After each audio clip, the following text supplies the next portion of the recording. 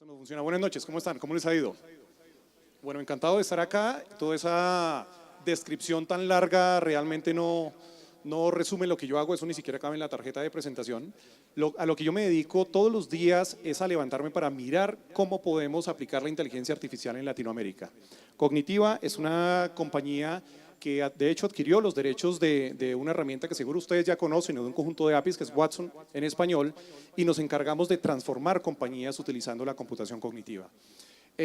Vamos a tener una charla escasamente de 30 minutos, tengo un reto enorme para solo hablar durante 30 minutos, creo que me van a estar avisando con un cartel ahora en un rato, voy a tratar de ser lo suficientemente rápido.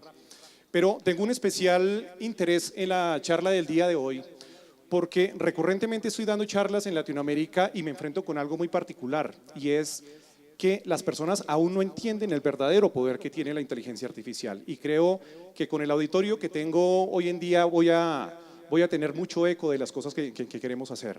Yo veo con cierta preocupación cómo cuando se empezó a hacer el boom de la inteligencia artificial, arrancó una carrera frenética por hacer chatbots.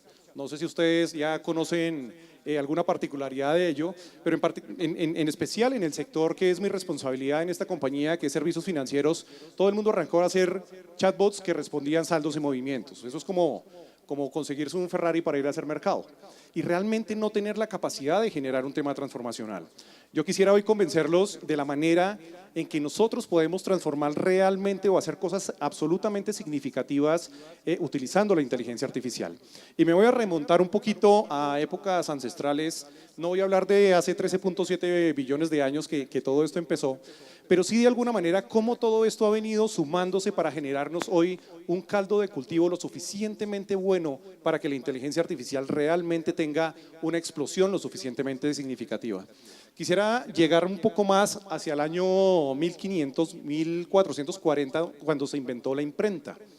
El gran efecto que tuvo la invención de la imprenta fue por primera vez tratar de buscar una manera de replicar el conocimiento. Y esto no es fortuito o no tiene ninguna salvedad con lo que nos pasa hoy en día.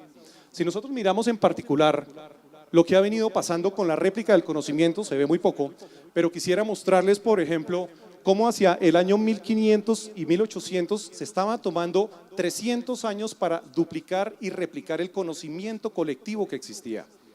Hoy en día se estima que el conocimiento se replica en 2 años. Y con el auge de la inteligencia artificial, Gartner está proyectando que en el 2020 el conocimiento se va a replicar y duplicar cada 72 horas. Esto va a ser exclusivamente gracias a la inteligencia artificial.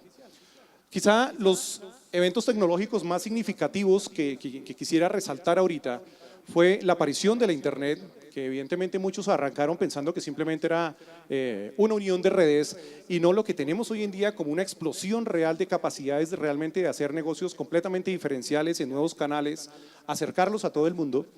Y el segundo, realmente la explosión de la movilidad, de los smartphones, donde acercamos todo este tipo de tecnología a la gente.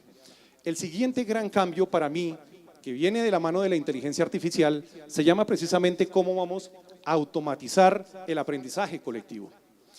Para ejemplificar un poquito esto, voy a comentarles algo de una experiencia personal. En abril de este año va a ser 2 años, a mi hija mayor, entonces tenía 7 años, le diagnosticaron diabetes tipo 1. No teníamos historial en la familia de la diabetes, porque mi hija fue adoptada y por lo tanto generó un impacto emocional lo suficientemente fuerte.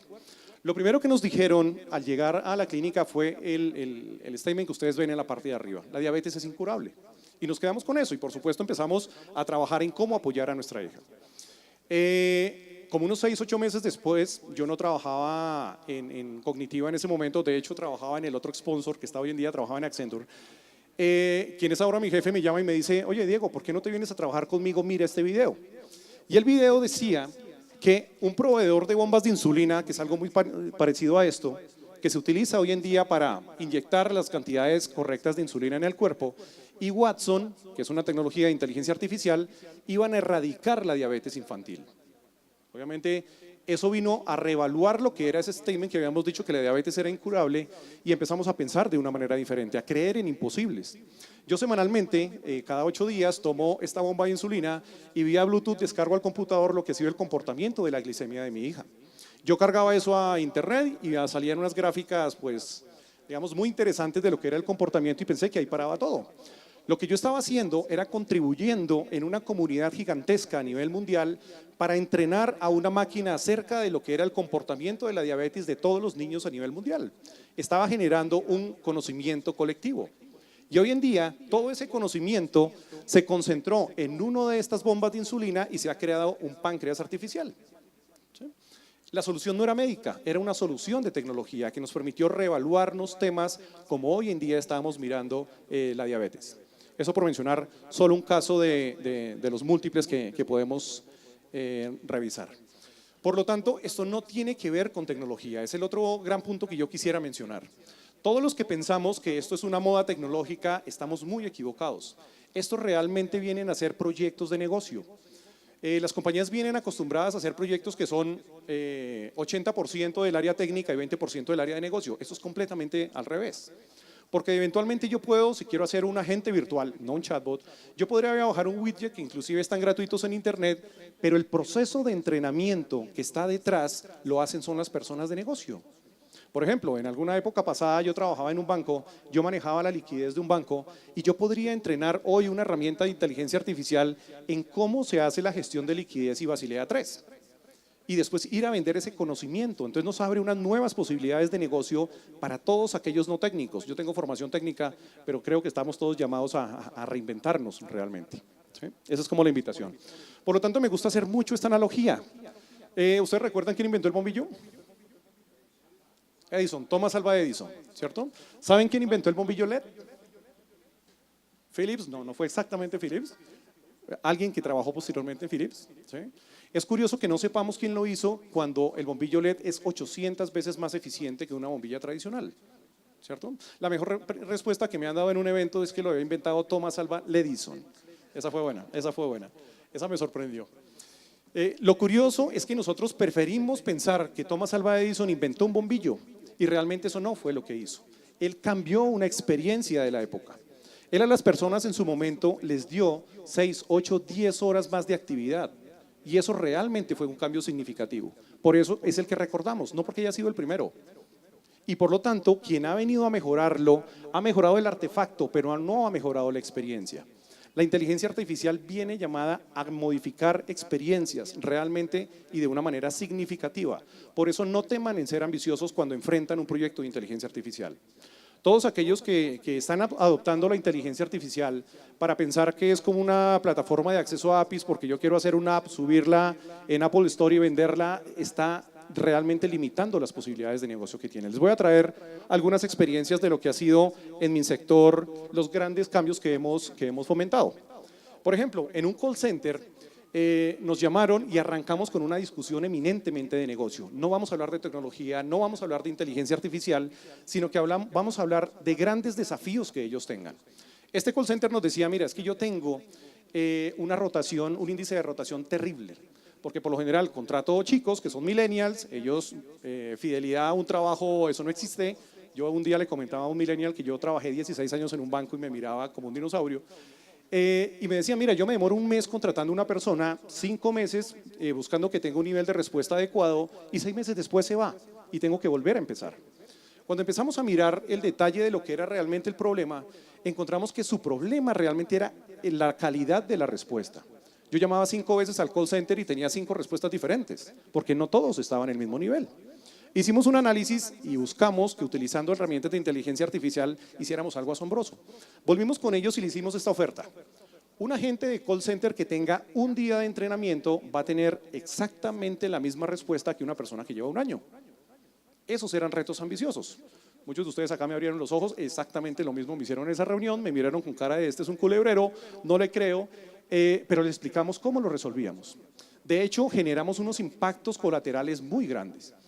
Hoy en día, ese call center, atender una llamada se demoraban 11 minutos 38 segundos y logramos bajarla a 3 minutos 20. O sea, triplicamos la capacidad del call center, utilizando una solución muy sencilla. Hoy en día la persona llega a su primer día de trabajo, se pone una diadema, se sienta en el puesto y le entra su primera llamada. Necesito bloquear mi tarjeta de crédito, ¿cómo la bloqueo? Esa persona simplemente se voltea y le pregunta a un agente virtual entrenado con todas las tipificaciones frecuentes que tienen ese call center, con la gran diferencia de que le va a dar una única respuesta. No es un buscador que le da un conjunto de soluciones y él tiene que empezar a buscar cuál es la más óptima. ¿Qué damos adicionalmente? Si una persona llama 10 veces a preguntar lo mismo, le vamos a dar 10 veces la misma respuesta, que eso le cuesta a un call center. Y si lo habilitamos en un agente virtual de autogestión, también le va a dar exactamente la misma respuesta. Adicionalmente sumamos algo y fue que quisimos empezar a evaluar cuál era el perfil de personalidad de cada una de las personas que contratábamos. Entonces, contratábamos un nuevo agente, le hacíamos un perfil de personalidad, que ahorita vamos a ver cómo lo hacemos con estas herramientas, y si era una persona sensible, pues no nos sentábamos en reclamaciones, se lo iban a comer vivo. Entonces lo sentábamos más bien en un proceso comercial donde generaba conexiones emocionales con el cliente. Y así cambiamos ese call center que, dicho sea de paso, tiene 14.000 agentes en Latinoamérica. Bueno, algunos que empiezan a tener retos ambiciosos, por ejemplo, cómo reducir los índices de cartera vencida, donde para un banco reducir 30 puntos básicos es un reto abismal y nosotros nos comprometimos con un banco a bajar los 100 puntos básicos. Y de hecho hicimos una apuesta todavía mayor. Si no logras los 100 puntos básicos no me pagas, yo comparto el riesgo de lograrlo. Bueno, servicios individualizados a mi base de 3 millones de clientes. Ya no hablamos de personalización. Cuando hablamos de inteligencia artificial, hablamos de individualización de los servicios. Tomando ese conjunto de APIs que pueden empezar a hacer un Lego y mostrar cómo lo hago. Voy a mostrarles acá un ejemplo de cómo podríamos hacerlo. Acá esta cosa se me cerró, pero lo abro rapidísimo.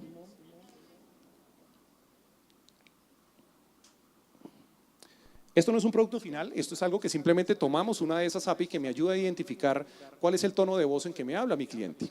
Pensemos nuevamente en el call center y yo tengo a una herramienta de inteligencia artificial escuchando la conversación. Y supongamos que va a escuchar algo como esto. Necesito reportar el robo de mi tarjeta de crédito. Lo primero que hace, si se viera, perdón. Entonces, yo le voy a decir a esta herramienta, necesito reportar el robo de mi tarjeta de crédito. Lo primero que hace, bueno, al estar escuchando la llamada es transcribirme esto a texto, por supuesto, y me empieza a generar un primer efecto, que me hace un análisis sentimental y me marca en rojo. A nadie le gusta que le roben la tarjeta de crédito, tiene un contexto negativo. Entonces a mi agente de call center ya le empiezo a generar un indicador que dice que el nivel de atención debería ser diferente. Y adicionalmente me está contestando cuál es el nivel de entrenamiento que yo tengo. Estoy respondiendo con un 99% de certeza, pero algo que me gusta mucho más es que de las palabras como lo estoy diciendo y en mi tono de voz está encontrando que yo estoy expresando tristeza en un 28.66%, temor en un 10.63% y molestia en un 12.44%. Esto está pasando en tiempo real en la medida que yo estoy escuchando la llamada. Entonces, esto me permite también transformar los call centers como los veo hoy en día. Uno de los indicadores más frecuentes en el call center hoy en día es el famosísimo 80-20. El 80% de las llamadas debo contestarlas en los primeros 20 segundos. Pues primero, eso desaparece, porque si yo atiendo a través de un agente virtual, yo no tengo a la gente haciendo fila. Y lo segundo, ¿por qué no cambiamos el nivel de atención de una manera diferente? ¿Por qué no me invento un indicador que me diga cuál es el nivel de emberraquez del cliente cuando arranca la llamada y cuál es el nivel de emberraquez cuando termina? Y eso me dice realmente cómo lo ha atendido la persona. Ese tipo de cosas lo estamos haciendo en call centers hoy en día.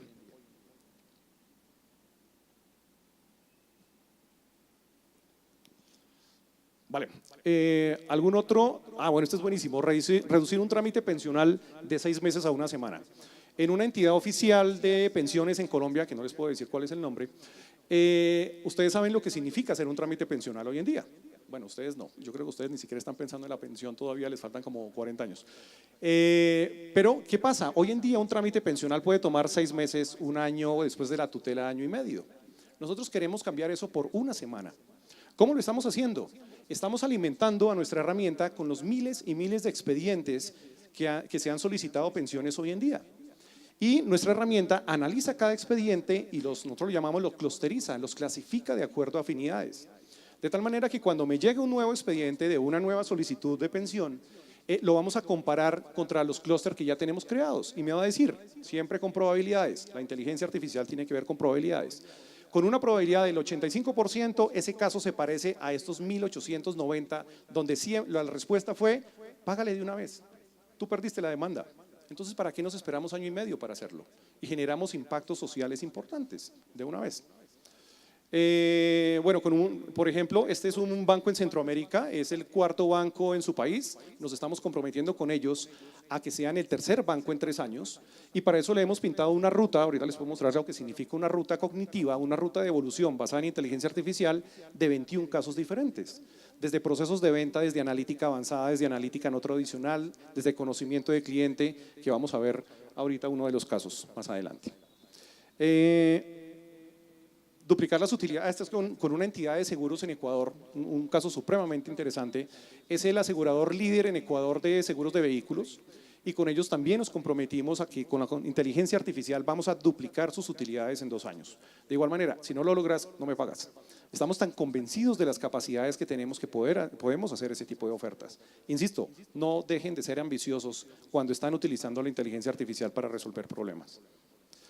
Este me gusta muchísimo, de hecho voy a quitar esta lista ese por un segundo. Un banco hizo un proyecto de 2 años para montar algo que llaman un CRM, una vista 360 del cliente. Al final de los 2 años, por la razón que sea se demoraron tanto, termina el proyecto y van, es un proyecto de tecnología y van con el área de negocio y le dicen con un poquito de arrogancia, pídame lo que quiera. Tengo la vista 360 grados de su cliente. La persona de conocimiento del cliente les dice, yo solo necesito que me contesten una cosa. ¿Qué me necesita comprar mi cliente? ¿Qué me quiere comprar? Eso no está en un CRM. Pero yo con una herramienta de inteligencia artificial en un proceso de 5 semanas puedo saber qué me quiere comprar mi cliente. Ahorita les voy a mostrar cómo lo podemos hacer y esto funciona para cualquier tipo de industria.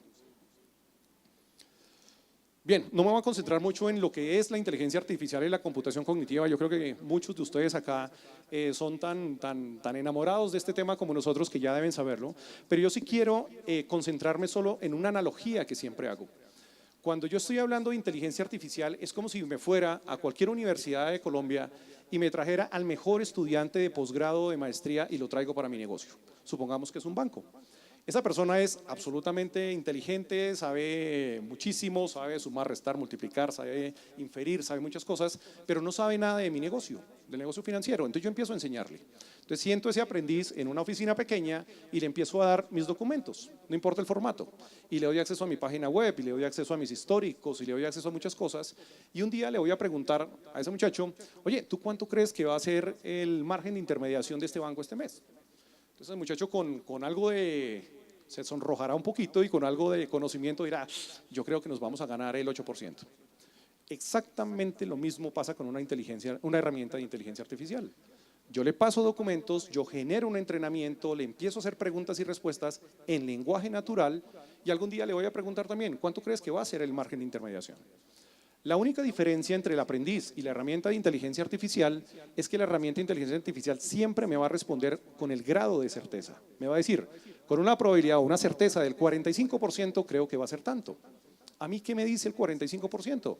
Ese es el mejor feedback que tenemos cuando yo entreno una herramienta de inteligencia artificial. Me dice que está muy bajo el entrenamiento y que tengo que seguir entrenándolo.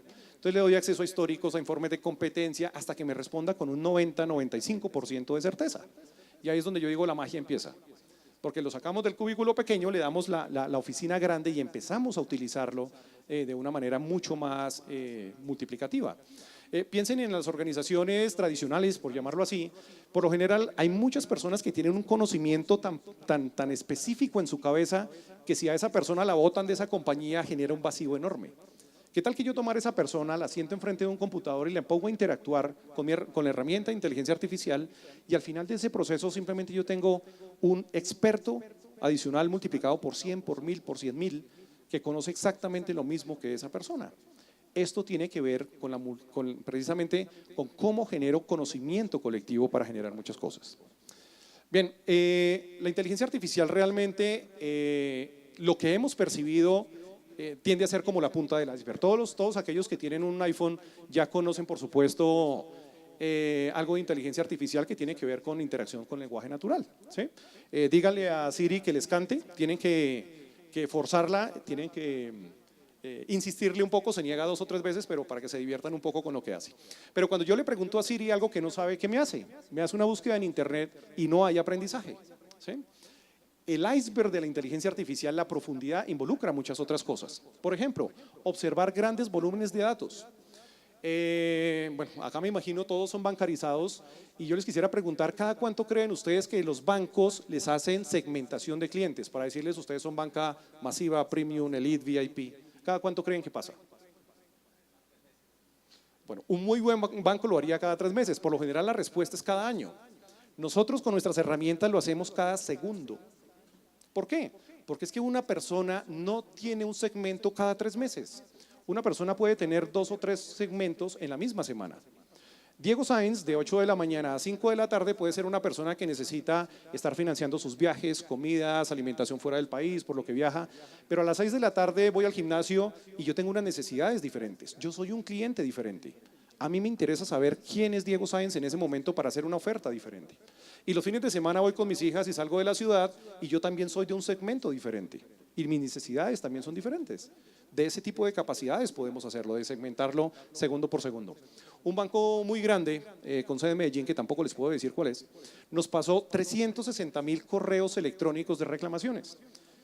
Texto completamente libre de 2 o 3 párrafos de cómo la gente se quejaba. Y nos dijeron, yo quiero que Watson me diga de qué se queja la gente. Esa era una pregunta muy sencilla. En efecto, se la pasamos. Watson empezó a interpretar, crear patrones y contextos, a generar hipótesis y al cabo de 2 semanas me dijo de qué se quejaba la gente. Pero así como un aprendiz al que yo le paso una información y le digo, mire a ver qué encuentra, Watson levantó la mano y dijo, espera un momento, yo encontré otras cosas. Él nos permitió encontrar fraudes, nos permitió encontrar problemas operativos y nos permitió encontrar cosas, por ejemplo, como cómo me saluda a mí mis clientes los lunes en la mañana, o cuál es el estado de ánimo de mis clientes los martes en la tarde si yo quiero disparar un proceso o una campaña de venta. Ese tipo de cosas las puedo hacer hoy en día en un proyecto de 2 semanas, que eran cosas que yo no consideraba hacer anteriormente. Y nuevamente, invitación, pensemos en imposibles. Hay cosas que podemos hacer de una manera muy poco tradicional. La decisión siempre es basada en grados de certeza, ya lo veíamos, pero también en evidencias. Acá me gustaba mencionar un caso que se presentó en el evento de IBM en Las Vegas, muy interesante. 10 oncólogos entrenaron a una herramienta de inteligencia artificial para que a partir de una fotografía de un granito en la piel identificara si era melanoma o no, cáncer en piel. Hubo 3 casos que Watson dijo que eran cáncer y los oncólogos dijeron que no era cáncer. Lo primero que pensaron es, nos quedó mal entrenado. Pero cuando empezaron a examinar la evidencia que había detrás de esto, Watson les mostró las variables que había tenido en cuenta para tomar esa decisión. Y se dieron cuenta que eran variables que ellos nunca habían considerado. O sea, generó un feedback de conocimiento adicional. Y en efecto, los 3 casos eran cáncer. Entonces, vamos a ver, por ejemplo, ahorita que hay un tema de aprendizaje alrededor de esto. Yo quisiera primero hablar, muy corto, ¿cómo estamos de tiempo? Bueno, todavía me queda. Un poquito de neurociencia. ¿Por qué? Porque tiene todo que ver. La inteligencia artificial ha tenido dos elementos absolutamente destacables que le han permitido generar un impacto lo suficientemente significativo.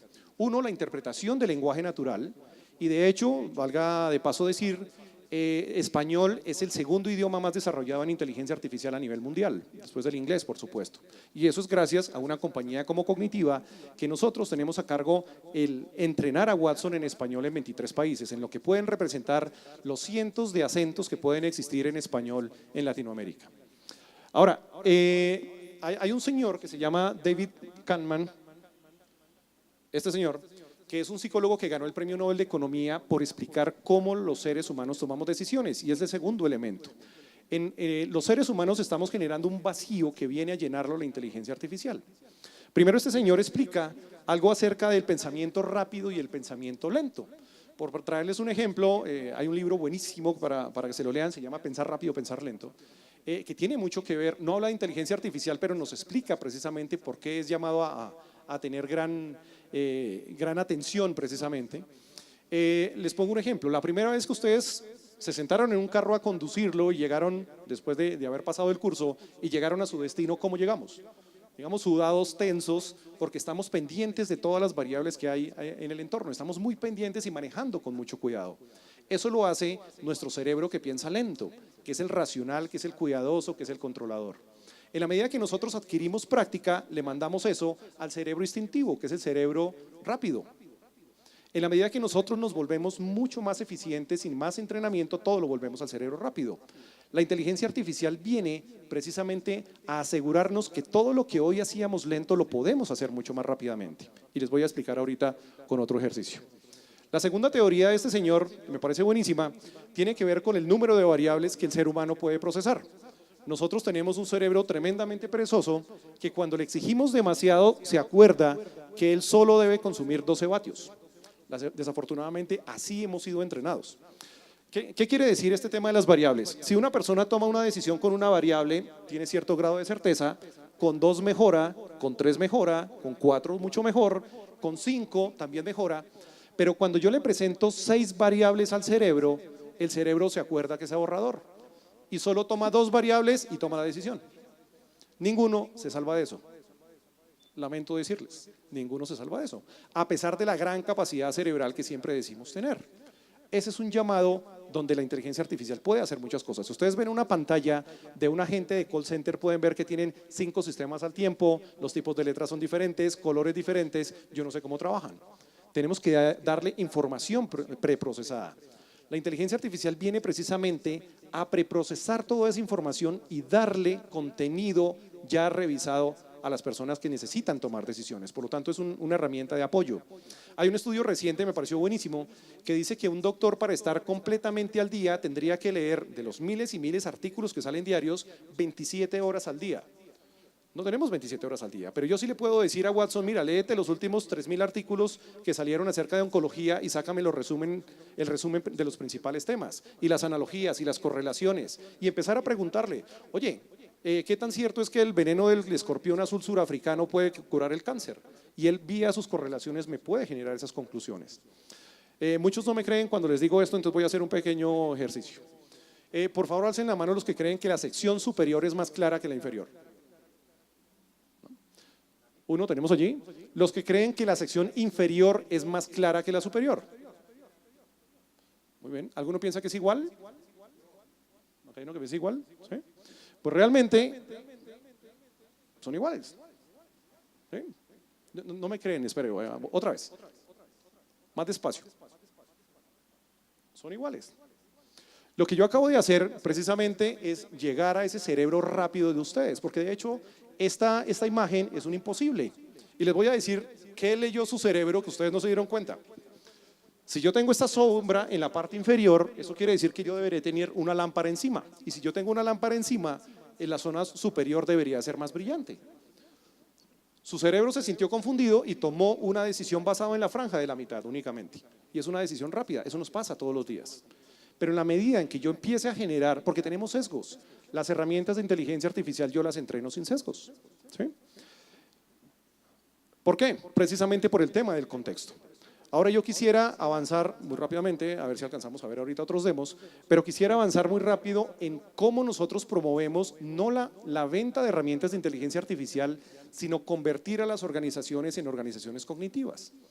Imagínense ustedes que cada cosa que pasara en un telco, en un banco, en una aseguradora, alguien que entra en una oficina en Somondoco en este momento en un banco y me dice algo acerca de un producto, yo en tiempo real lo pueda saber y lo conozca toda mi organización. A eso llamamos pensamiento colectivo. Y es donde yo puedo empezar a potencializar las herramientas de inteligencia artificial. Pero ¿para qué más cosas puedo utilizarla? Por ejemplo, todo el ciclo de aprendizaje, que parece en una compañía, pero me voy a avanzar en este.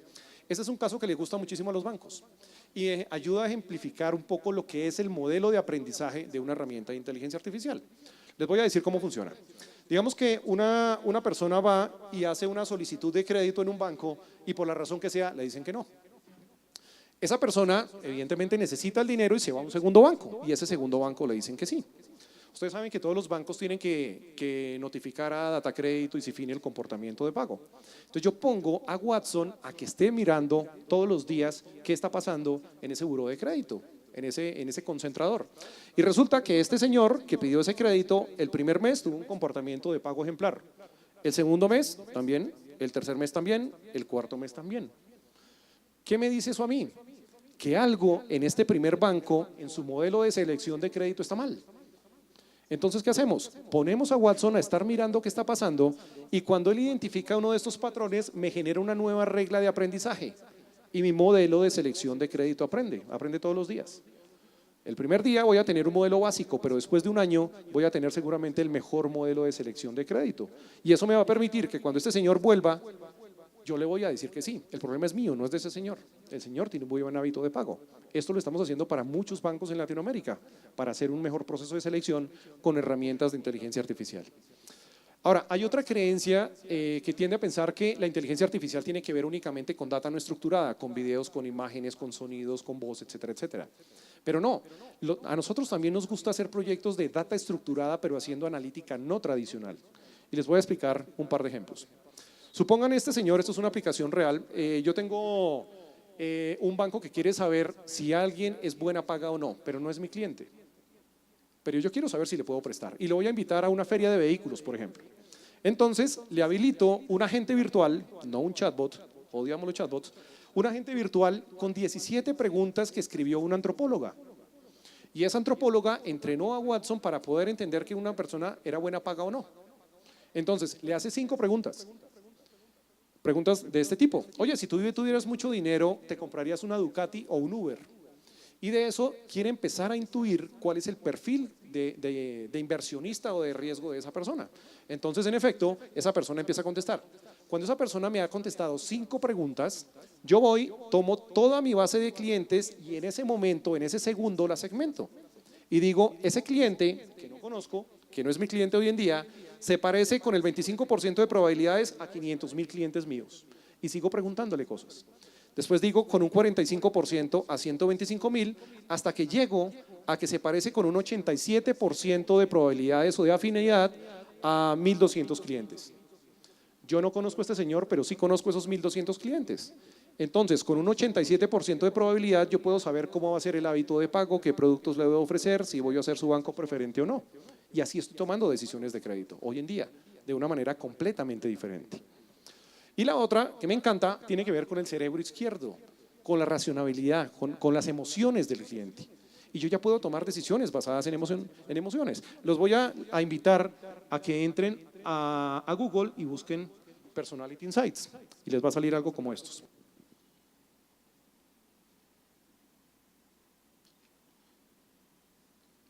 Bueno, ahí se ve más o menos, pero bueno, lo pueden buscar en Google, se llama Personality Insights, esto es gratuito, lo pueden hacer para todo el mundo. De hecho, los voy a invitar a todos aquellos que están próximos a casarse a que lleguen hoy a su casa, le digan a su pareja que escriba 3,000 palabras, la montan acá y van a ver el perfil de personalidad. Esto realmente funciona, en serio, funciona. Lo que hemos hecho para que esto funcione es haber entrenado a Watson con 20,000 libros de psicología en español. Lo que tenemos acá es un super psicoanalista que me puede permitir hacer análisis psicológicos y psicotécnicos muy fácil. Puedo tomar el perfil de Twitter de una persona o escribir en la parte de fragmento de texto, por ejemplo, tomen el discurso de posición de Donald Trump y el de Obama y van a ver unas diferencias significativas por no meternos con la política nacional. Entonces, yo por ejemplo tomo el Twitter del Papa Francisco, listo, dale por favor ahí a analizar. Muchas gracias. ¿Qué tipo de salida me dice? Entonces, lo primero que me dice es que leyó 35,000 palabras, lo cual quiere decir que el análisis es muy fuerte. Yo tengo acá un nivel de certeza superior al 95% en la respuesta, lo cual quiere decir que nos va a describir muy bien al Papa Francisco. Es una persona amistosa, servicial, activo, sus elecciones están determinadas por un deseo de bienestar, bien. Es más propenso a dejarse influenciar por la familia cuando compra productos. Esta información para las personas de marketing empieza a ser absolutamente valiosa y determinante a la hora de tomar decisiones. Y es lo que utilizamos para determinar algo que llamamos la siguiente necesidad de mi cliente. Entonces, yo, en la medida que pueda identificar cuál es más rápido la necesidad de mi cliente, voy a asegurarme que voy a atender mucho más rápido esa necesidad. Por ejemplo, es menos propenso a estar inscrito en el gimnasio, no le manden al Papa Francisco la campaña del Bodytech, por favor, y yo puedo empezar a mirar cuáles son sus rasgos de personalidad, necesidades, valores, una vista de 360. Esto lo pueden hacer ustedes hoy en día y empezar a comparar compatibilidad de caracteres. ¿Esto cómo se monetiza? Como cuando yo lo vuelvo producto. Por ejemplo, un caso que hicimos para Caixa. Nosotros empezamos a encontrar un análisis que le llamamos de microsegmentación de clientes, que ya les voy a explicar qué es, y un análisis de personalidad del ejecutivo. Y un Watson entrenado por sociólogos me dice cuál es el nivel de empatía que existe entre los dos. Entonces, está demostrado que si yo tengo empatía con mi ejecutivo de cuenta, me quejo menos y consumo más. Perfecto para el negocio. Entonces él me dice que con este ejecutivo yo tengo un 82% de empatía y de esa manera es que lo asigno. Ahora, tratando de rediseñar la forma como los bancos hacen segmentación de clientes, que se los había comentado hace un rato, y como en un proyecto de 5 semanas, por ejemplo, nosotros sabemos qué me quiere comprar mi cliente, nosotros lo que hacemos es olvidarnos de la segmentación tradicional y meter a todos los clientes en la misma olla. Y les hacemos un análisis de personalidad como el que vieron ahorita. Entonces, identifico los principales rasgos, sus necesidades, los valores que rigen su vida. Y le entregamos ese resultado a un antropólogo y a un sociólogo, que empiezan a crear algo que llamamos clusters. Y entonces se crean algo, estos son datos reales de un banco, de una prueba. Encontramos el cliente que se comporta como el bienhechor, como el protector, el optimista, el impredecible, el independiente, el pesimista. Evidentemente su banco no les va a mandar un correo diciéndoles a partir de hoy eres del segmento pesimista, pero yo sé cómo va a ser el comportamiento de esa persona. ¿Qué más hago con esto? Cojo cada uno de los sectores, de los segmentos, les pongo cara, les pongo nombre, Carolina la generosa, tengo una descripción de personalidad, pero esto donde empieza a tener mucho más valores acá. Para cada uno de los segmentos, y esto no es excluyente, esto lo pueden hacer ustedes con Personality Insights y entrenado, muy sencillo, yo voy a decir a cada persona cómo tengo que hablarle. Entonces yo sé que acá no se ve muy bien, pero les voy a leer. A los generosos tengo que hablarle de grandes metas, evitar los detalles, explicarlas con la conexión producto-objetivos personales y compartir testimonios. Yo puedo tener un agente virtual que le esté hablando al cliente, o sea por texto, y yo puedo tener a 2 personas ofreciéndole exactamente el mismo producto y a él le puedo decir, oye, ¿sabes que en tu compañía ya 15 personas compraron? Y eso genera una conexión de venta mucho mejor. Y él, que es del segmento práctico, le puedo decir es que si me compras este producto vas a tener un descuento del 20% en el segundo producto. Le estoy ofreciendo lo mismo, pero la herramienta tiene la capacidad de identificar cómo tengo que hablarle a cada uno. Adicionalmente puedo saber cuáles son los productos aspiracionales que tiene, cuáles son los canales de preferencia. Acá podría aparecer una X en esta, es una persona que odia que la llamen por call center. No tengo que esperar a que un día lo llame y me digan, oiga, es que odio que me llamen, sino por su personalidad yo puedo anticiparlo. Y de todas las campañas, ¿cuál es la que más probabilidad tienen de ser exitosa cuando le hago la oferta al cliente? ¿Cómo estamos de tiempo? ¿Ya casi? ¿Ya casi? Bueno, yo quisiera más bien saltarme acá unas partes porque prefiero mostrarles otra cosa si me deja, que tiene que ver en la manera como nosotros asumimos los proyectos y es un caso particular, si esto me dejará. ¿Tú me ayudas a ver si puedo tenerlo? Este es un caso supremamente interesante de un banco que con este auge de la inteligencia artificial, ¿qué fue lo que hizo? Yo quiero un chatbot. Entonces nos invitó y convocó un RFP, convocó a varias compañías a que fuéramos a conocer qué era lo que querían y a ofertarles el chatbot. Entonces fueron, hicieron la charla y al final de la reunión tenían que inscribirse los proponentes. Nosotros no nos inscribimos, les dijimos no nos interesa participar. Acá el segundo, les voy a mostrar este. Hagan de cuenta que no vieron ese nombre. Pero acá tengo, sí, espérame, si me dejan ampliar esto porque el chavo está en la zona derecha. Mira a ver si lo podemos mejorar. Está en la derecha abajo. Arrástrala así un poquito hacia la izquierda. Oh, alta. Nos dijeron, pero ¿cómo así? Si ustedes tienen la herramienta más avanzada de inteligencia artificial en el mercado, ¿por qué no van a participar? Le dijimos precisamente porque no están resolviendo un desafío de negocio. Yo no vengo a venderte tecnología, vengo a resolver desafíos de negocio.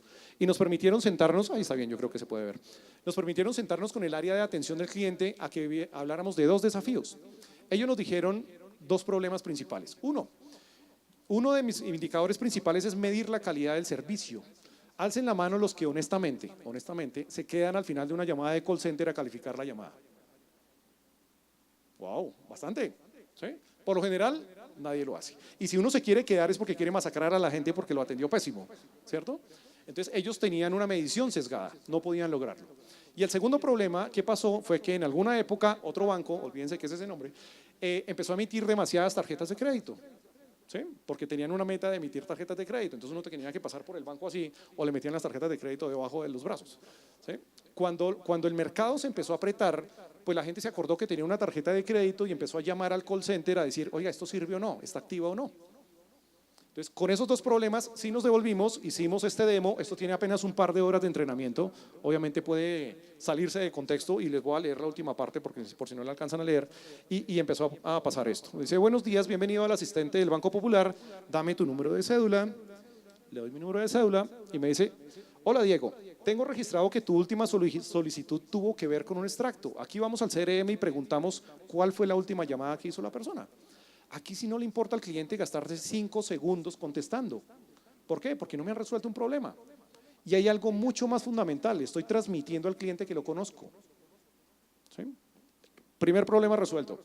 Me dice, ¿estás contento con la solución que te ofrecimos? Sí, gracias. Bueno, escribí. Me debe aceptar errores de ortografía. Hoy la gente ya no escribe por qué sino PQ, ni también sino TV, etcétera, etcétera. Yo debo tener la posibilidad de aceptar todo eso. Ahí me lo acepta gracias a los motores de inferencia. ¿En qué puedo ayudarte hoy? Vamos para acá un segundo. Entonces, tengo una tarjeta crédito. Vale. Tengo una tarjeta de crédito y necesito saber en qué estado está. En lenguaje natural, indícame los últimos dígitos de tu tarjeta de crédito, creo que son estos, 3425, sí. Indícame si es tarjeta de débito o crédito.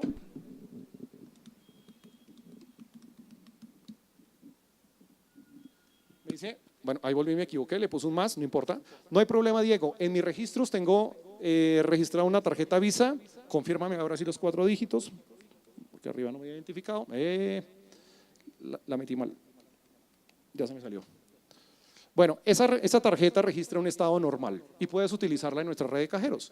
Aquí terminaba la llamada del call center, porque ya respondió. ¿Sí?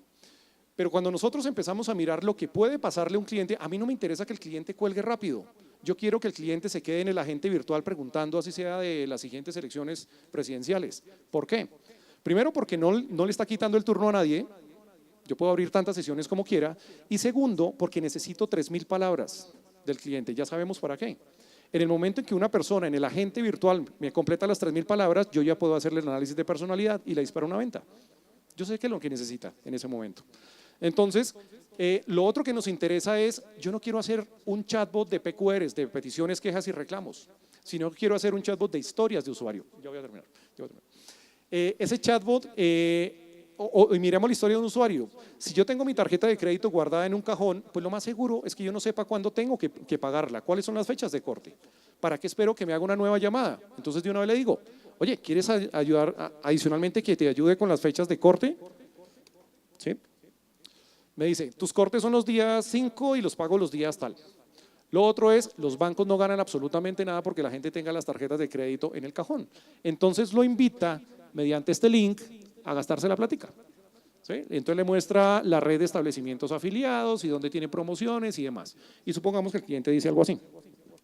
Pero no tengo casi cupo y necesito la plata.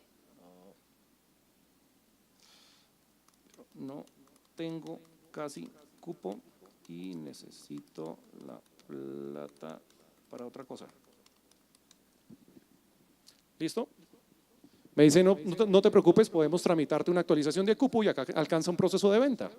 Dense cuenta que esto arrancó como un agente virtual que me atendía primero medición de servicio, luego se movió a una reclamación y ahora me está haciendo un proceso de upselling, que es una historia natural. Y acá puedo seguir y organizo una agenda con el asesor y etcétera, etcétera. ¿Cuál fue el resultado al final de esta presentación? Pues Banco Popular canceló el RFP y dijo, esto sí me resuelve un problema y estamos trabajando con ellos a hacer este tipo de cosas. ¿Sí? Por cerrar, tengo muchos otros juguetes, acá me podía quedar quitándole el tiempo a los demás expositores, presento disculpas por la demora, pero insisto, sean ambiciosos, hay muchas cosas por hacer, piénsenlo de manera diferente, que la inteligencia artificial es una herramienta que les va a permitir hacer cosas asombrosas. Lo que necesiten, nosotros como Cognitiva nos encanta, tenemos una fase o un área de emprendimiento donde apoyamos desde personas que al final del día están trabajando en su casa, desarrollando temas disruptivos, hasta compañías grandísimas multinacionales que quieren también incorporar la computación cognitiva a sus aplicaciones. Creo que al final hay una sección de preguntas, pero si no, me van a encontrar más tarde por cualquier duda. Muchas gracias.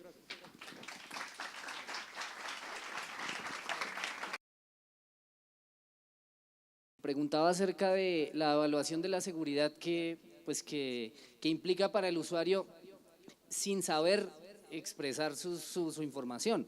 O sea, puede ser que yo no esté diciendo directamente mi perfil, pero usted ya tiene una huella electrónica de la persona y eso, ¿ustedes han evaluado digamos, el impacto en Claro que sí. la seguridad? Claro que sí, y de hecho nosotros también somos los defensores de estar alineados con temas como de Avias Data. Nosotros, antes de arrancar cualquier fase de desarrollo, tenemos reunión de hecho con cada área legal de los clientes para empezar a determinar hasta dónde podemos llegar, dónde llegan los límites precisamente.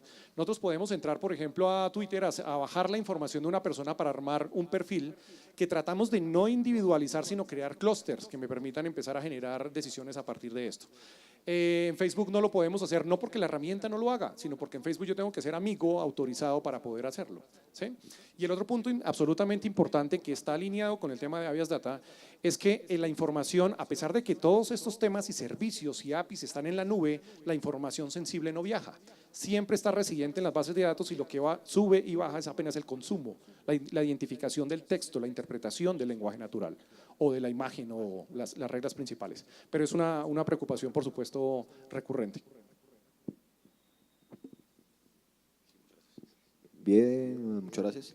Yo quisiera saber, ¿ustedes cómo hacen para convencer a un cliente de que libere semejantes datos? ¿Sí? Para saber de que tengan la confianza, seguridad de que ustedes no van a liberarlos más, ¿sí? Bueno, hay una serie de mecanismos, primero contractuales, donde evidentemente firmamos un acuerdo de confidencialidad inicial, etcétera, y hay otros mecanismos que nosotros arrancamos con un mínimo producto viable inicial, que le permita a las entidades identificar hasta dónde va a ser el manejo de la información. Ahí hay un punto supremamente importante que vale la pena mencionar, y es que los clientes en las áreas de tecnología de nuestros clientes no están acostumbrados a administrar una aplicación basada en APIs o inteligencia artificial. Entonces empezamos a encontrar resistencia cuando vamos a implementar nuestros productos. Lo que hacemos nosotros es dictar unos talleres de lo que debe ser el modelo de gobierno para las personas de negocio y las personas de tecnología y mostrarles cuál debería ser todas las políticas, leyes, perfiles, etcétera, que deben tener este tipo de herramientas. Empiezan a aparecer unos nuevos roles, como son los administradores del entrenamiento. Entonces son personas que salen de las áreas de negocio y se dedican única y exclusivamente todos los días a mejorar el entrenamiento de la herramienta. Empiezan a salir unos nuevos jugadores y perfiles dentro de las compañías. Entonces, evidentemente hay unos temas contractuales muy fuertes y otros donde les mostramos con el primer producto básicamente cuáles son los movimientos de información que existen. Pero todo lo contrario, más bien los bancos nos están diciendo, ¿y Watson a cuáles fuentes pueden ir abiertas? Entonces yo puedo tener un Watson que está leyendo, por ejemplo, un banco quiere hacer un análisis de crédito de una compañía y esa compañía exporta material agrícola a Rusia. Ellos me dicen, oiga, yo quiero tener a Watson escuchando las noticias en Rusia y que me diga si pasa algo con el sector agrícola en Rusia y entonces yo puedo tomar una decisión sobre la compañía en local.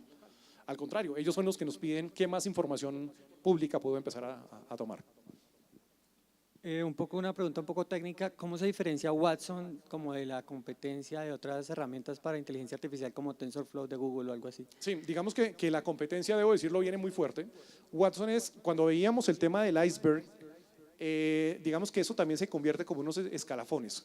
Uno si se pone a interactuar, por ejemplo, con Echo de Amazon, por ejemplo, o inclusive con Siri o lo que viene de Microsoft, o hay una herramienta también muy interesante para manejo que tiene un avatar que hace unos gestos espectaculares que se llama IPsoft.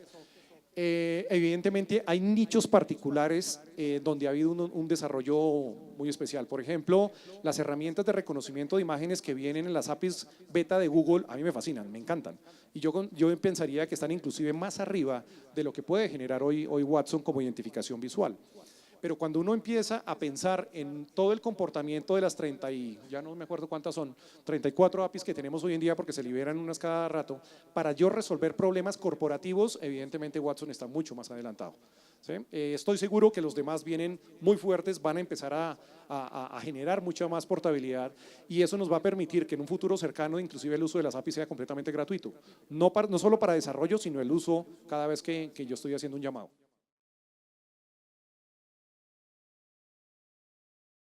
Hola, muy buenas noches a todos.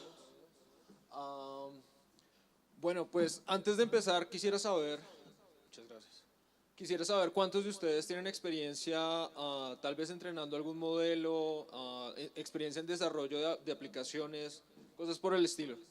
¿Tienen un background técnico? Ok, vale, pues básicamente la presentación de esta noche o lo que les quiero contar es la experiencia que hemos tenido nosotros en PayU con respecto al uso de Machine Learning para detectar fraude en transacciones en línea. Entonces, un poco les voy a contar cuál es el contexto de nuestra operación y de nuestro negocio. PayU es una empresa que tiene presencia en 16 países. Nosotros lo que hacemos es procesar transacciones online. Entonces, cuando ustedes hacen una compra, por ejemplo, van a hacer una compra en un negocio, lo que nosotros hacemos es que el comercio nos manda a nosotros la transacción. Nosotros lo que hacemos posteriormente es procesarla y hacemos toda la comunicación con las redes financieras y hacer todo el procesamiento de la transacción para que se lleve a cabo como la necesitamos. Entonces, como les decía, tenemos presencia en 16 países, de los cuales 7 están en Latinoamérica. Tenemos que procesar aproximadamente 250.000 transacciones al día para más o menos 170.000 comercios. Nosotros lo que queremos hacer es, pues en el área de Machine Learning, es aprovechar toda esta información para poder desarrollar métodos en los que podamos identificar pues, de forma efectiva una transacción que pueda ser fraudulenta o no. Entonces más adelante voy a seguir con este tema. Entonces, antes de seguir con esta parte, les quiero contar más o menos cuál es el proceso que sucede cuando se lleva a cabo una transacción. Digamos, ustedes están haciendo una compra en línea, básicamente entran a la página del comercio o van a hacer su compra. El comercio nos envía la transacción a nosotros y nosotros hacemos el procesamiento, como les decía. El banco después nos responde a nosotros, listo, se hizo la transacción, o la red financiera nos responde a nosotros que se hizo la transacción. Nosotros le decimos al comercio que efectivamente ustedes, pues que se hizo el pago y se llevó a cabo todo lo que necesitábamos hacer y ustedes obtienen el servicio. Esto sería el mundo ideal. En el mundo ideal no existen defraudadores, no existen personas que quieren pues, obtener bienes y servicios sin necesidad de hacer el pago correspondiente. Entonces, en este caso, si nosotros tenemos una persona que está robando, pues básicamente va a llevar a cabo el mismo proceso, va a hacer la transacción en el comercio, el banco va a responder y pues el defraudador después se va a desaparecer con los bienes y quienes van a quedar con el problema pues van a ser tanto el banco, bueno, van a ser el comercio y vamos a ser nosotros en PayU porque pues como saben el banco no va a ver ese problema o al final pues bueno el usuario final y el dueño de la tarjeta. Este proceso en el que la transacción se reversa se conoce como un contracargo. Un contracargo es básicamente una situación en la que una transacción que yo, por ejemplo, como dueño de la tarjeta, desconozco y digo, esta transacción no la hice yo, pues se le hace una reversión. Entonces, de esa forma, el banco pues me devuelve a mí el dinero, pero al final quien debe cubrir los costos pues somos nosotros en PayU. Entonces esto exige la necesidad de que nosotros en PayU tengamos la oportunidad de bloquear una transacción antes de que se convierta en un fraude. Entonces en este caso si nosotros tenemos un sistema antifraude, que en este caso viene representado pues encima de nuestro sistema de procesamiento de los pagos, si ese sistema antifraude es capaz de decirme que una transacción es fraudulenta antes de enviarla al banco, pues yo me voy a evitar todos los costos que tendría y el procesar una transacción de este tipo. Además evitaría todos los problemas que eso implica para el comercio, porque a un comercio no le interesa tener transacciones fraudulentas. A nadie le interesa tener muchas transacciones aprobadas, decir que procesé un montón de dinero para que después, dentro de 3 meses, me lleguen un montón de contracargos en los que, pues, evidentemente voy a perder un montón de dinero. Entonces, ¿cuál es el output que puede tener nuestro sistema antifraude? Básicamente, cuando yo le pregunto al sistema antifraude qué pasa con esta transacción, él debe ser capaz de decirme a mí, ok, pase la transacción, es decir, está aprobada, puede ir directamente al banco para que sea procesada.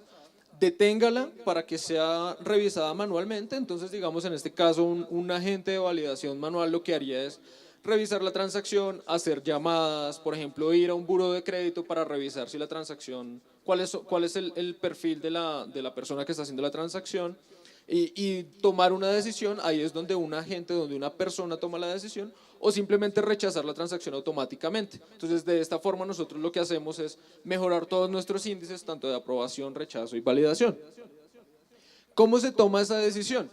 Existen varias formas de hacerlo y inicialmente lo que se hace es tomar las transacciones que tienen atributos similares a los que estamos viendo en un momento particular y con base en eso se toma una decisión. Entonces, digamos, si yo veo que las transacciones que siempre tienen un correo cuyo proveedor de correos es, no sé, no es ni Gmail, ni Hotmail, ni Yahoo, sino es, por ejemplo, xx.com.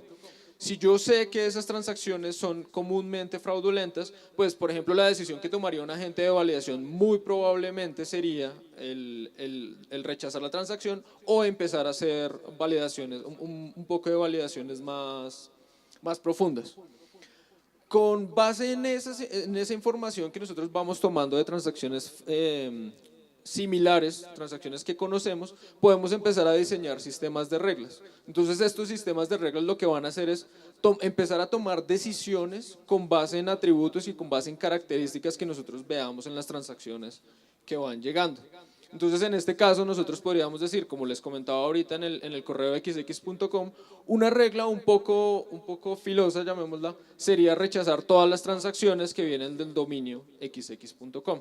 Entonces, si se dan cuenta, pues existiría un problema con ese tipo de reglas, y es que nosotros podríamos empezar a rechazar demasiadas transacciones, ¿sí? Entonces, una solución para eso sería hacer una validación manual para cada una de las transacciones que lleguen, pero eso pues no es algo posible. O sea, no podemos poner a un agente de validación, no podemos poner a una persona a que revise manualmente cada una de las transacciones que van llegando a la plataforma. Y en este sentido es donde entra en funcionamiento pues, el aprovechamiento de toda la información que nosotros obtenemos de las transacciones y aplicar técnicas de machine learning o de aprendizaje automático para tomar las decisiones.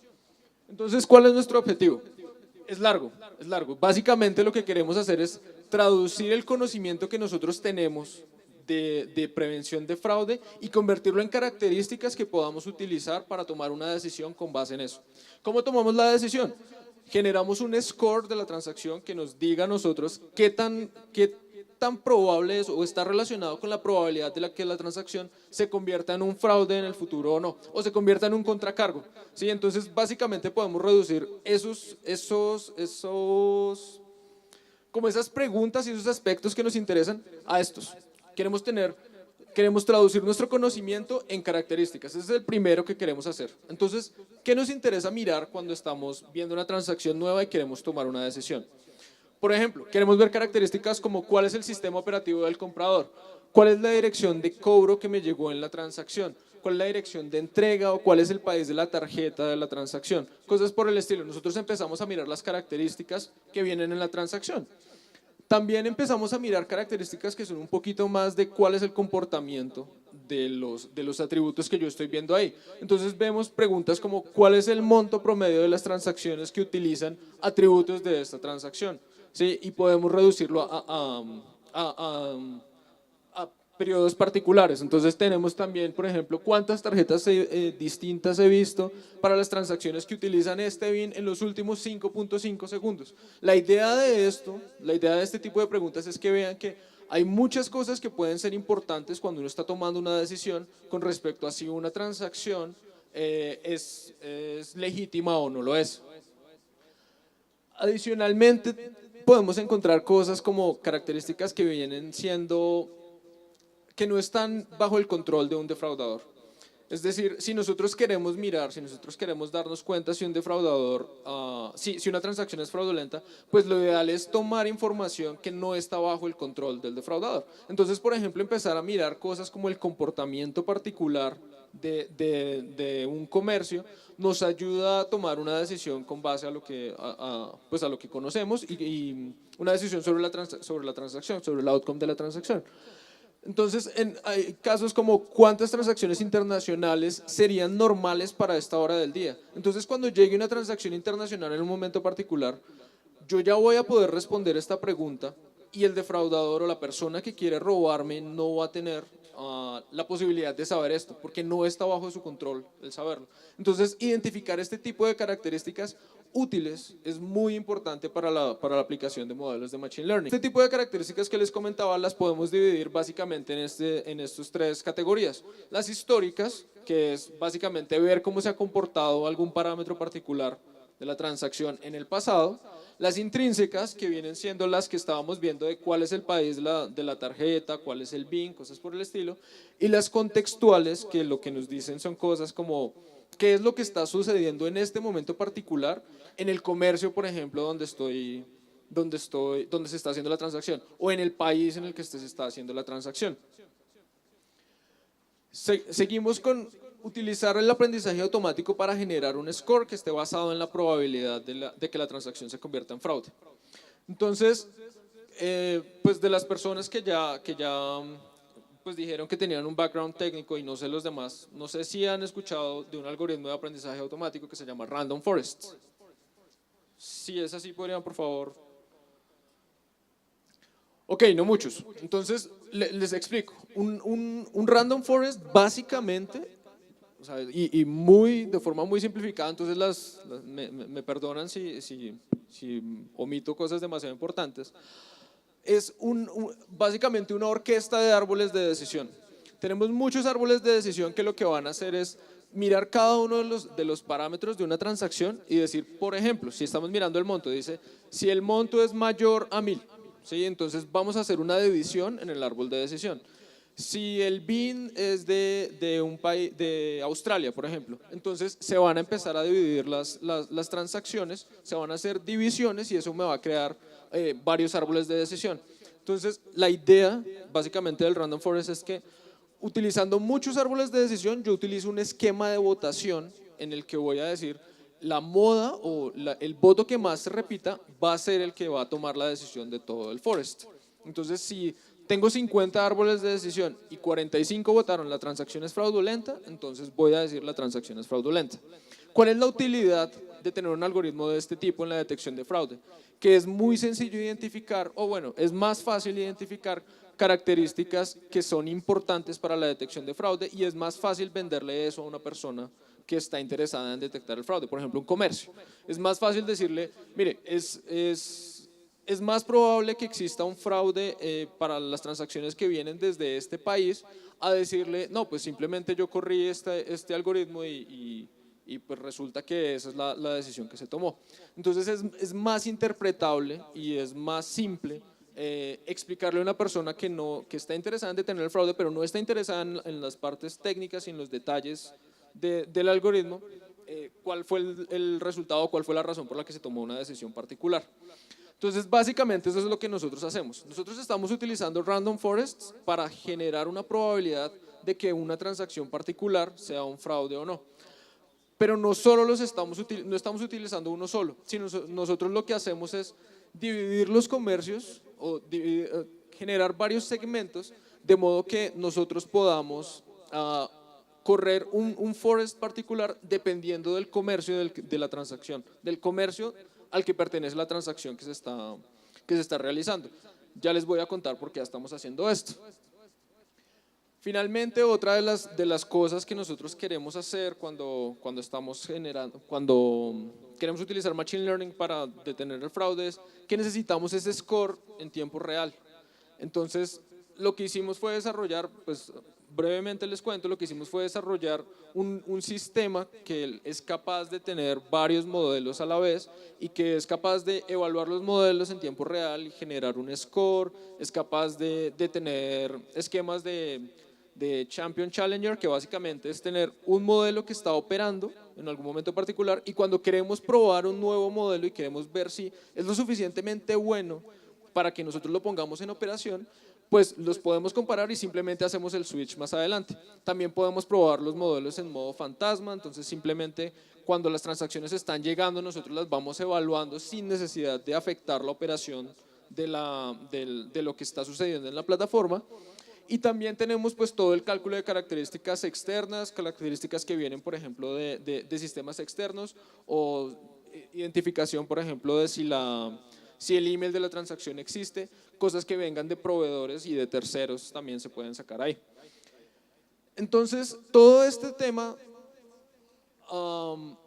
pues es importante, sí, pero la idea de la charla es más como contarles qué es lo que hemos aprendido de tener que poner estos modelos en operación.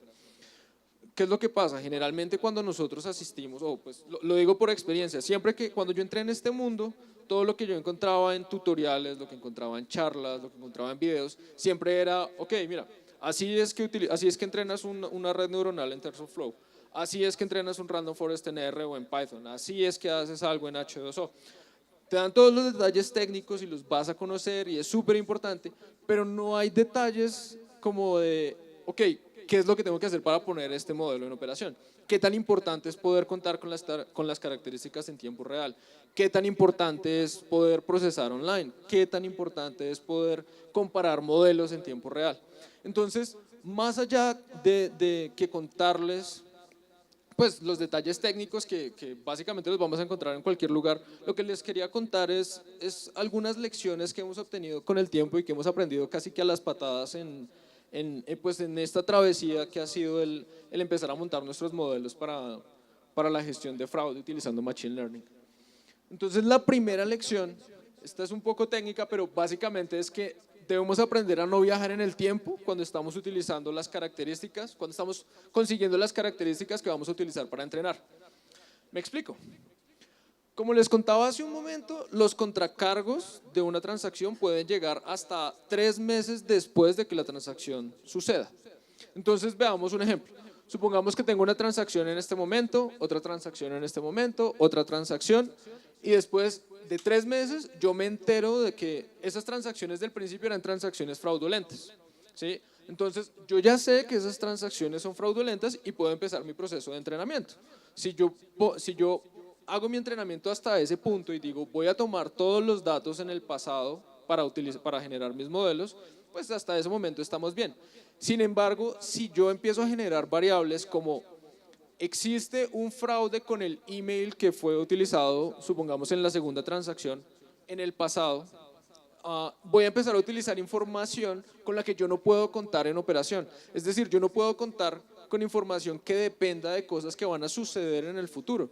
Entonces, en mi tiempo de entrenamiento, en este caso, yo empezaría a generar variables que pueden ser muy, pero muy importantes, y realmente cuando tenga mis modelos en operación no van a estar disponibles, por lo tanto mi desempeño no va a ser tan bueno como lo quisiera. La segunda lección es que al menos en nuestra aplicación y en nuestro negocio no existe el one fit all. Como les decía hace un momento, nosotros lo que hacemos es una segmentación de los comercios para decidir cuál es el modelo que vamos a poner a correr y con cuál modelo vamos a evaluar una transacción. La razón para esto es que varios de nuestros experimentos corrieron para todo un país. Nosotros generamos un modelo para todo un país. Entonces vimos muy buenos resultados en promedio. ¿Por qué? Porque nosotros cuando hacemos un modelo pues tenemos una función de minimización y queremos optimizar ciertas cosas y queremos obtener el mejor desempeño posible.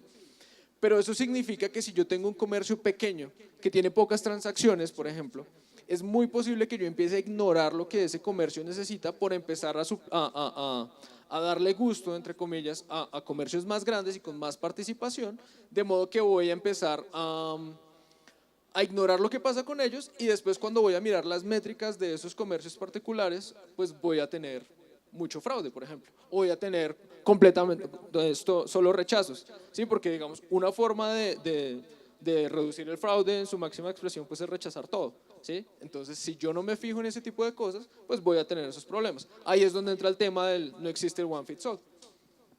Veamos por ejemplo un caso de un modelo particular que creamos. Objetivamente es un buen modelo, ¿sí? Objetivamente si lo miramos podemos decir, ok, tiene un buen desempeño. Sin embargo, hay que ver una cosa, si nosotros lo estamos aplicando a un negocio de viajes, por ejemplo, si estoy comprando tiquetes de vuelos, pues yo puedo esperar, yo puedo decir, ok, no tengo ningún problema en pagar mi transacción ahora y que me la validen y en 5 o 15 minutos me digan, sí, su transacción fue aprobada. Sin embargo, si yo estoy, por ejemplo, pagando con mi tarjeta de crédito un viaje de taxi, o estoy pagando el oro de World of Warcraft, o estoy comprando un juego por internet, o estoy haciendo cosas por el estilo, yo no puedo esperar a que me validen una transacción. Yo no puedo esperar a que me validen una transacción. Entonces, de esa forma, en ese sentido, ese modelo no sirve. Ese modelo no me sirve porque 8% de mis transacciones las estoy perdiendo. Entonces, ahí es donde entra el tema de la segmentación que les comentaba. La lección número 3 es que es importante empezar a evitar, o bueno, empezar no, es importante siempre evitar los modelos caníbales. Ese término de modelos caníbales, pues con las personas que lo he hablado me dicen que no se entiende muy bien y que solo lo uso yo, pero quiero que ustedes me digan qué opinan. Básicamente, si nosotros tenemos nuestra primera versión de un modelo, generalmente si no tenemos cuidado se va a comportar mejor siempre la primera que la segunda, y la segunda mejor que la tercera, y la tercera mejor que la cuarta, si no tenemos cuidado con esto que les voy a contar. Básicamente, si nosotros entrenamos la primera versión y después lo que hacemos es, ok, aprobé la transacción A, detuve la transacción B y rechacé la transacción B, perdón, y la C se convirtió en un fraude más adelante. ¿Sí? Entonces, esa transacción B, la que está en amarillo, nunca fue al banco. Esa transacción B nunca sucedió, por decirlo así, porque yo la rechacé. Entonces, mi segunda versión del modelo no va a entrenar utilizando el resultado que habría tenido esa transacción. Entonces, yo ya estoy perdiendo los avances que yo tuve en el primer modelo para después, para haber tomado la decisión de rechazar esa transacción en primer lugar. Entonces, muy probablemente vaya a perder toda la información y todo el aprendizaje que yo ya había tenido con esas transacciones. Existen métodos para solucionar esto. Si en algún momento les llega a interesar, pues básicamente se llama análisis counterfactual. Entonces, pues para que lo busquen en caso de que quieran solucionar ese tema. La última lección viene de un artículo muy interesante que hace poco estuvimos compartiendo en PayU, y es básicamente que pues uno no es Google hasta que no lo es, ¿sí? Entonces, a veces el instinto primario de un ingeniero cuando se le presenta un problema como el que nosotros teníamos es que va a tomar la solución de tecnología más grande, la más importante, la solución de tecnología que está en Hacker News, la que está en Twitter, todo lo que están hablando en un momento particular, y resulta que no siempre es esa la mejor solución. Resulta que a veces uno puede solucionar los problemas pues, en la casa. Entonces, por darles un ejemplo, una de las cosas que nosotros hicimos en PayU fue cambiar nuestro sistema de cachés, nuestro sistema en el que estábamos teniendo todas las transacciones en memoria, lo cambiamos por una solución in-house. Esa solución in-house lo que hizo fue reducir el uso de memoria. ¿Esto es uso de CPU o de memoria?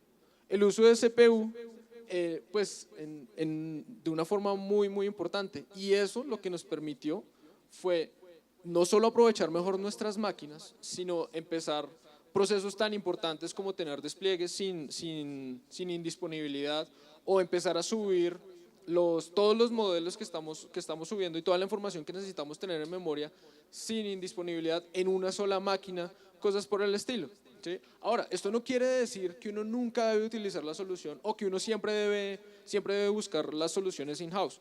Pues claro, uno tiene que buscar, si algo ya está hecho, pues es una buena idea aprovecharlo. Pero el tema es que no hay siempre que dejarse llevar por la tendencia tecnológica que está sucediendo o el algoritmo que soluciona las cosas directamente sin pensarlo, ¿sí? Es importante uno siempre ponerse a analizar cuál es el problema que tiene y cuál es la mejor solución que le puede dar. Entonces, creo que estas 4 lecciones han sido de las cosas más valiosas que hemos aprendido en el equipo de Machine Learning en PayU, y pues básicamente eso era lo que les quería compartir esta noche. Muchas gracias.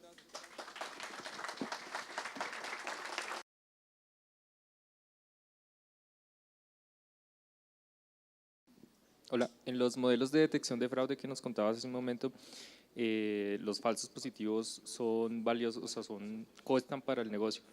Y que la pregunta es, ¿cómo han mitigado el overfitting en un random forest que generalmente es difícil de mitigar? Ok, con respecto a la parte de los falsos positivos, sí, siempre es un problema, pero depende de las necesidades del negocio. Entonces, generalmente la forma como decidimos cuál va a ser el umbral en el que se va a tomar la decisión de rechazar o aprobar una transacción depende de cuáles son las necesidades del negocio y de qué es lo mínimo que necesita ¿cómo decirlo? ¿Cuál es la pérdida que tiene un comercio cuando se le presenta un rechazo versus cuando se le presenta un fraude? Entonces depende del dominio particular que se tenga. Con respecto al overfitting, de hecho, o sea, parte de la razón por la que se utiliza un random forest en vez de árboles de decisión exclusivamente es esa, que el overfitting se disminuye al estar utilizando varios árboles que están siendo overfitted. O sea, como todos los árboles están yendo hasta la profundidad máxima que pueden, están siendo overfitted. Sin embargo, como se utiliza un esquema de votación para todos los árboles, lo que se termina haciendo es evitar esa varianza para el modelo en general. Hola, buenas noches. Yo soy Nicolás Durán, como acaban de decir, soy cofundador y dirijo toda la parte tecnológica de Undoc 3. Les quiero contar hoy, junto con Renzo, cómo en Undoc 3 estamos buscando dar una mejor orientación de salud en Internet y al mismo tiempo haciendo que todo esto sea útil para el sistema de salud, aprovechando lo que es la inteligencia artificial. Primero les voy a contextualizar un poco lo que hacemos en Undoc 3 y por qué lo hacemos. Entonces, muy seguramente todos ustedes acá o la mayoría tienen un amigo médico, un familiar médico al que pueden preguntarle algo en el momento que padezcan cualquier cosa. Pero para la mayoría de la población esto no es así y para la gran mayoría de la población la única manera que tienen de acceder a información médica de calidad es accediendo al sistema de salud, que no tengo que decir nada del sistema de salud porque todos sabemos que no funciona nada bien. Y no solo aquí en Colombia, sino en México y incluso en Estados Unidos es tema presidencial, entonces no hay mucho que decir de eso. Pues como todos hoy en día tenemos acceso a Internet y el acceso a Internet no va a parar de crecer, este problema se ha visto reflejado en Internet. Google habla de que hay más de 1.000 millones de búsquedas de salud solo en Latinoamérica cada mes y es la categoría de Google que más crece de todas. Entonces, de aquí nace Undoc 3. En Undoc 3 buscamos mejorar la calidad de salud, la calidad de la información que encuentra toda esta gente que busca en Internet. ¿Cómo lo hacemos? Tenemos un equipo de médicos profesionales que responden a las preguntas de las personas. Es gratis para todos los usuarios, es anónimo para cualquier persona que quiera entrar. Estamos disponibles desde web, aplicaciones móviles, incluso chatbots, así Diego no los quiera, pero los tenemos. Pues el problema es tan evidente que pues hemos tenido una buena atracción. 3 años después de haber lanzado, hemos entregado más de 37 millones de orientaciones, principalmente en México y en Colombia, pero hemos respondido preguntas en más de 122 países, que es gente de habla hispana que nos pregunta desde cualquier lugar. ¿Cómo funcionamos? Pues básicamente es gratis para los usuarios, nosotros les pagamos a los doctores porque respondan las preguntas, entonces se preguntarán estos manes cómo viven. Los usuarios entran, como les dije, a través de diferentes canales. Les pedimos cierta información básica que necesita el doctor y necesita la plataforma para darle una mejor orientación. Ya tenemos más de 150.000 preguntas únicas respondidas por doctores, que en la mayoría de los casos es suficiente para un usuario, pero si no es suficiente, si no satisface su necesidad, siempre el usuario escoge si le envía la pregunta a un doctor o no. Si la llega a enviar, el doctor no solo responde la pregunta, sino también nos ayuda clasificando ciertas variables que nos van a servir para dar una mejor orientación después. Y lo que les quiero hablar de aquí para allá, digamos que acá acaba del lado de los usuarios, y lo que venimos haciendo, y Renzo les va a hablar un poco más del tema, es aprovechar todos estos datos, todas esas interacciones de gente escribiéndonos preguntas de salud, contándonos sus síntomas, contándonos todo lo que siente, doctores clasificando con una opinión pues en la que confiamos, es una fuente de información fiable. ¿Cómo aprovechamos todo esto, más lo que leen las personas, más lo que buscan? Y aprovechamos tecnologías como la inteligencia artificial, que ya les hablan un poco más del tema, el procesamiento de lenguaje natural, ya que todo lo que pasa en un Doc 3 es lenguaje natural, y Machine Learning para construir productos que buscan mejorar el sistema de salud, la eficiencia y serle útil al sistema de salud. Entonces, aquí Renzo les va a contar un poco más en detalle cómo con la inteligencia artificial construimos estos productos y damos una mejor orientación a los usuarios. Bien, buenas noches. Yo quisiera hablar y enfocarnos en cómo el tema de inteligencia artificial para nosotros, más que conveniente, se ha convertido en una necesidad, y específicamente en este sector de la salud, donde, como ya contó Nicolás, como nos contextualizó, tenemos un problema creciente, y es que, como vamos a ver ahora, es un mercado donde la demanda por atención, pues, digamos, crece a un ritmo exponencial, y los modelos de atención básicamente son un modelo lineal. Entonces, pues, cada vez hay una divergencia mayor que redundan en temas de calidad, oportunidad y mejoras del servicio que son necesarios atender. Nosotros en la tarea que hacemos, pues básicamente empezamos a encontrar un creciente número de usuarios que van haciendo preguntas sobre salud, que lo hacen de una manera diferente a como lo harían en un elemento formal frente a un médico. Se sorprenderían al ver las preguntas que nos llegan, pues porque al estar el individuo de alguna manera anonimizado, pues pregunta sin sesgo. Entonces hace las preguntas que seguramente no le haría a un médico por pena, por vergüenza, por lo que fuera. Ese tipo de preguntas llegan a nuestra red, llegan a nuestra página, y son las que utilizamos no solamente para encontrar nuevas características, nuevos síntomas, nuevos factores, sino cómo esos mismos pueden generar nuevos desenlaces. Me voy adelantando un poco, pero pues partimos del asunto de que en esta nueva era entramos a un nuevo entorno donde las personas cada vez generan más datos acerca de su salud, de su estado, que podemos ir recogiendo en nuestra página. Y esto genera una apertura en los datos de este sector. Hay datos que están dentro del sistema y hay otros que están fuera del sistema. Dentro del sistema tenemos los datos típicos, que son la historia clínica, los indicadores, las clasificaciones de enfermedades, los sistemas de riesgo, los sistemas de protección social que nos ofrecen todos estos datos. Pero también fuera del sistema encontramos todos estos datos que les comentaba ahora, las preguntas que me atrevo a hacer solamente de manera anónima, ¿qué hago de primera mano antes de ser atendido por un médico de manera presencial? Y como ya les decía, lo hago sin sesgo. Esto pues nos mete en una nueva forma de acceder a la información para los usuarios, nos mete en unas nuevas condiciones, en unas nuevas conductas frente a la salud, nos habla también, por supuesto, de un nuevo tipo de datos, y esta suma pues nos lleva a unas nuevas oportunidades de aprender. Aquí es donde para nosotros el Machine Learning no solamente se convierte en una necesidad, sino no es solamente una conveniencia, sino una necesidad. Y una necesidad de aprender sobre el problema que tenemos que solucionar. Ya Nicolás hablaba de los problemas que se presentan en el sector de salud.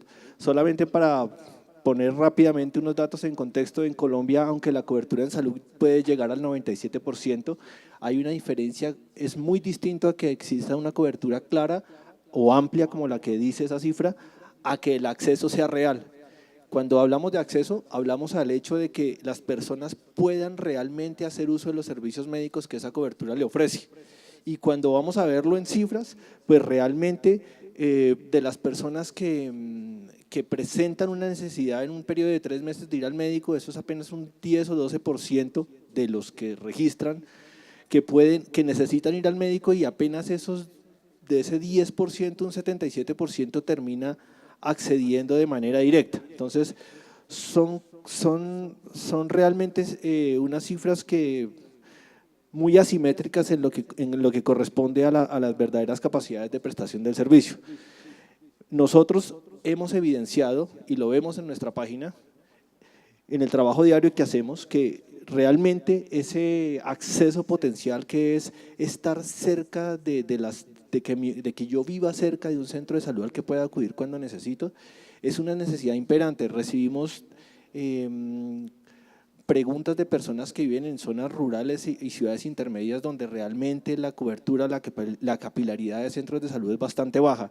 Por otra parte, cuando nos vamos al acceso realizado, que es yo poder tener una atención oportuna, de calidad, que está relacionado directamente con la capacidad de médicos por habitantes, que hoy es de 1,9 por cada 1000 habitantes en Latinoamérica, hablando de la oportunidad, pues 2 o 3 meses para poder adquirir una cita con un especialista, y en términos de calidad solamente decir que el 5% de la población en Colombia accede a una medicina prepagada, pues genera una masa desatendida que requiere tener una cobertura de necesidades que debe ser cubierta con capacidad, oportunidad y calidad. Aquí es cuando les decía en el contexto inicial, es un modelo con necesidades exponenciales que estamos atendiendo con un modelo lineal de atención. Entonces, en función de eso, debemos equipararnos a una solución del mismo nivel de ese problema. Cuando empezamos a ver, pues bueno, nosotros tenemos, y esto es un tema clásico y es un tema que es del conocimiento común, pero pues vemos que la analítica se ha concentrado iniciando en los reportes, los análisis, el monitoreo, la predicción, la simulación, pero realmente una solución de aprendizaje basada en inteligencia artificial es la que generalmente o para nosotros se acerca con mayor poder al mismo nivel de problema que tenemos. Si bien es compleja, el impacto de la solución es mayor. No estamos diciendo que rechacemos las anteriores, sino que es una evolución necesaria que tenemos que tener para poder atender los problemas que abordamos, y por supuesto es en la línea donde estamos caminando. Quiero contarles ya básicamente cómo nos hemos aproximado acá. No voy a entrar en detalles técnicos de que hacemos bayesianos, de que no los hacemos. Quiero es contarles nosotros cómo nos acercamos y cómo podemos acercarnos sin miedo al uso de la inteligencia artificial, por dónde arrancamos, qué hacemos, y básicamente esto es simplemente partir del contexto de que la natural todavía domina la artificial. Una pregunta que deberíamos hacernos cuando hablamos de inteligencia artificial y de todos los modelos que vamos creando, por sofisticados que parezcan, es si uno pudiera hacer la traducción o la homologación de la edad de esa inteligencia artificial a la natural, ¿cuántos años tendrían nuestros modelos que estamos desarrollando? Yo básicamente les digo, mire, lo que nosotros estamos haciendo equivaldría, yo creo que a la edad de un niño de 1 o 2 años, no más, porque estamos en una etapa donde estamos aprendiendo con los conceptos básicos a establecer patrones, a entrenarlo en esos patrones y que dé unas respuestas que son evolutivas. Seguramente avanzar sea más acelerado, y eso dependerá de cómo somos capaces de ir integrando mayores herramientas, pero siempre dirigidas a partir del conocimiento de lo que se está haciendo, del negocio. Entonces, nosotros, ¿cómo empezamos? Dijimos, bueno, tenemos un cúmulo importante de información que nos dan los impulsos para lo que queremos determinar. Empezamos entonces a crear un sistema cognitivo. Este sistema cognitivo es básicamente un marco de referencia de entendimiento sobre la área que trabajamos, que es la medicina. Aquí esto está alimentado tanto por las preguntas y respuestas que se procesan entre los usuarios y nuestros médicos, como enciclopedias, así como documentos enciclopédicos y técnicos de medicina. Eso nos permite crear en principio una base de conocimiento, y es nuestro primer elemento, digamos nuestra primera piedra que colocamos para empezar a trabajar este tema. Luego de esto, pues bueno, ya empezamos a hacer un procesamiento relacional, un razonamiento causal de esas relaciones, y a emitir unos resultados, inferir unos resultados. Entonces, esto para decir, 2 elementos básicos son los que orientan nuestro trabajo, nuestro desarrollo de trabajo de inteligencia artificial. Es una base de conocimiento y un modelo de inferencia de respuesta a partir de esa base que se va creando continuamente. En un segundo momento cuando empezamos a tener un conocimiento, una experiencia y una habilidad que nos permite generar un autoaprendizaje continuo de ida y vuelta en la relación de esos dos elementos principales. Ahora bien, ¿cómo aplicamos esto? Lo que hacemos es, partiendo de esto que es el corazón de lo que estamos desarrollando en inteligencia artificial, tenemos como insumos toda la identificación del conocimiento que está disperso, y esto es básicamente, como les decía, tenemos un grupo de médicos que nos dan feedback continuo sobre las respuestas que dan, más documentos que permiten validar técnicamente lo que estamos respondiendo. Tenemos un consenso entre los mismos especialistas que nos apoyan en la plataforma, estandarizamos procesos y temáticas a utilizar a la hora de responder. Esto básicamente es poder conocer síntomas, factores, desenlaces médicos, y almacenamos y procesamos toda esa información para obtener un mejor ejercicio en el diagnóstico, y esto entiéndase como un médico puede tener a partir de la lectura de unos síntomas y desde su experticia generar un diagnóstico, pero cuando tenemos la opinión de distintos médicos y cuando adicionalmente tenemos evidencia de población que ha padecido de los mismos síntomas, nosotros podemos acercarnos a un diagnóstico cada vez más preciso. Este tema de poder utilizar inteligencia artificial para eso nos ha permitido apoyar ese ejercicio diagnóstico en el equipo médico, permite empezar a crear un sistema de alertas tempranas para visualizar, alertar y prevenir cuáles podrían ser los desenlaces, las condiciones médicas que podría llegar a tener un paciente más adelante si no modifica sus hábitos, si está expuesto a ciertos factores de riesgo. Y por otra parte, pues reducir los tiempos de respuesta en casos en los que se requiere una consulta con un especialista. Muchos de los usuarios que nos escriben refiriendo textualmente a llevo 2 meses, 3 meses buscando una cita con un especialista. Nosotros contribuimos, digamos, como a partir del conocimiento que está acumulado y de lo que se ha visto en el grupo de pacientes que ya han sido tratados por temas muy parecidos, se infiere cuál es la mejor orientación que podría tener y cuáles son las recomendaciones que podría tener a tiempo para que tenga una acción preventiva sobre su estado de salud. Bueno, y de esta manera, pues digamos que nos permite empezar a resolver esos problemas que describimos inicialmente sobre lo que es el modelo de salud.